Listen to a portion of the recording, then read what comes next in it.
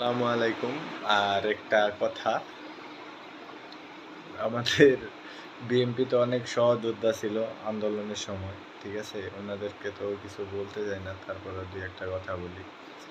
শেখ হাসিনা কিন্তু মুক্তিযুদ্ধের চেতনা দেখায়া পিলখানা কাণ্ড ঘটাইছে। মুক্তিযুদ্ধের চেতনা দেখায়া শাপলা চত্বরে হত্যাকাণ্ড ঘটাইছে। মুক্তিযুদ্ধের চেতনা দেখায়া আয়নাঘর বানাইছে। মুক্তিযুদ্ধের চেতনা দেখায় জুলাই জুলাই আন্দোলন হয়েছে, জুলাই আগস্টে গণ আন্দোলন হয়েছে, গণ অভ্যুত্থান, বিপ্লব যেটাই বলেন, আপনারা তো আবার বিপ্লব মানবেন না। সো আমি বর্তমানে দেখতেছি অনেকে আবার মুরব্বী মানুষ, অনেক মুরব্বী সিনিয়র যারা আছে ওনারা আবার মুক্তিযুদ্ধের চেতনার দিকেই ফিরে নিয়ে যেতেছে। স্যার, মুক্তিযুদ্ধের পরেও আপনি দেখেন হিস্টোরিক্যালে অনেকগুলো আন্দোলন হয়েছে, অনেকগুলা গণ আন্দোলন হয়েছে, গণ বিপ্লব হয়েছে, তারপরেও দেশ ঠিক হয় নাই। কারণ কি জানেন? এই চেতনার কারণে।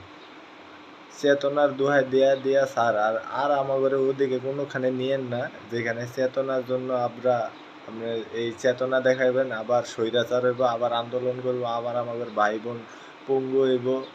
ঠিক আছে, আবার আমাদের দেশেতে কোটি কোটি টাকা পাচার হইব, এরকম আর কোনো চেতনা চাই না স্যার। ঠিক আছে, আপনারা যাই করেন এই চেতনা বাদ দেন স্যার। মুক্তিযুদ্ধের হিস্টোরি আমরা রেসপেক্ট করি অবশ্যই। আপনি এরকম একটা লোক নাই যারা মুক্তিযুদ্ধ করে সম্মান করে না এখন পর্যন্ত। তাহলে আপনারা বারবার এই চেতনা দেখান কেন? হ্যাঁ, আপনি একটা সাধারণ মানুষে জিজ্ঞেস করেন, একটা মুক্তিযুদ্ধের কি উনি কোনো দিন মনে করেন দিব? অবশ্যই রেসপেক্ট করে, অন্যান্য সাধারণ মানুষের থেকে বেশি করে। ঠিক আছে, আপনারা তারপরেও ঘুরা ঘুরা চেতনা দেখাইবেন, দেখায়া ক্ষমতায় যাওয়ার পর চুরি, বাটপারি, ছিনতাই, খুন, ধর্ষণ সব কিছু হবে। যেমন ছাত্রলীগ সেঞ্চুরি পুরাইছে ধর্ষণে, ঢাকা বিশ্ববিদ্যালয়ে এরকম চেতনা দেখাইছে। আওয়ামী লীগের থেকে বেশি তো চেতনা আর কেউ দেখায় না। আমরা চাই আপনারা আবার মুক্তিযুদ্ধের চেতনা দেখায়া আমাদের দেশটার 12টা বাজায় না। ঠিক আছে স্যার? চেতনা, মুক্তিযুদ্ধের চেতনা আমাদের সবার ভিতরে আছে, জুলাই অভ্যুত্থানের চেতনাও আছে। মানে আমি যেটুকু জানি, আমি দুইটা হিস্টোরি জানি, বাদ বাকি হিস্টোরিগুলো জানি না। প্রথম মুক্তিযোদ্ধা, যেখানে বইয়ের পাতায় পাতায় বঙ্গবন্ধু আর বঙ্গবন্ধু, বাংলা ইংলিশ গণিতে না, সরি। তারপরে আপনার হিস্টোরি যতগুলো আছে সবগুলা বঙ্গবন্ধু। হ্যাঁ, সবখানে বঙ্গবন্ধু।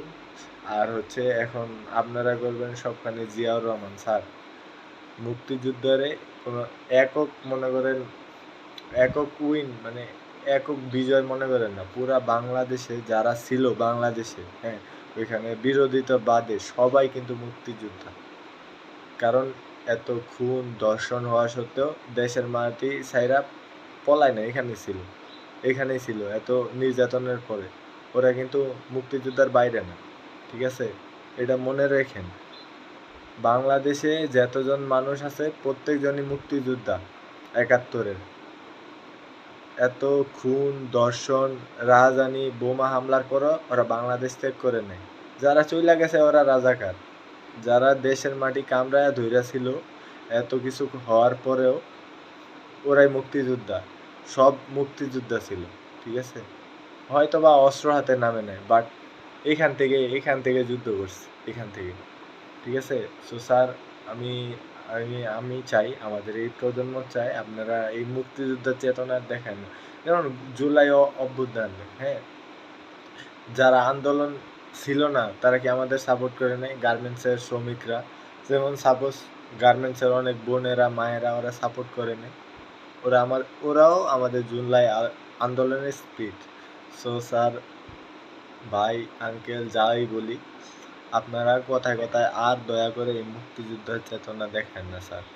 71 যাওয়ার পরেও অনেক আন্দোলন হয়েছে, অনেক মানুষ মারা গেছে। আপনি হিসাব করেন, মানে 50 সালে 1 লাখ মানুষ মনে হয় এই অস্থিতিশীল রাজনীতির কারণে মারা গেছে। ঠিক আছে, রাজনীতিবিদ মানে যে রাজনীতি করে গেছে একটা মাফিয়ার থেকেও বড় রাজনীতিবিদ, মাফিয়ার থেকেও বড় সন্ত্রাসী রাজনীতিবিদ ছিল। এই যে হাজি সেলিম নিজস্ব আয়নাঘর বানাইছে নিজস্ব প্রচার করার জন্য। বড় বড় রাজনীতিবিদের একই অবস্থা। আর আমরা চাই আপনারা আর মুক্তিযুদ্ধ চেতনা দেখান না স্যার। মুক্তিযুদ্ধ চেতনা দেখাবেন, ক্ষমতা যাবেন, স্বৈরাচারী আচরণ করবেন, আন্দোলন করবে, ছাত্র জনতা মারা যাবে, আবার সেম। এছাড়া আর মানে 50 বছর হয়েছে, এনাফ। মুক্তিযোদ্ধার চেতনা বাদ দেন, প্রত্যেকটা এই মহান মুক্তিযুদ্ধের সবাই রেসপেক্ট করে, ওটা রেসপেক্টেই থাকতে দেন স্যার।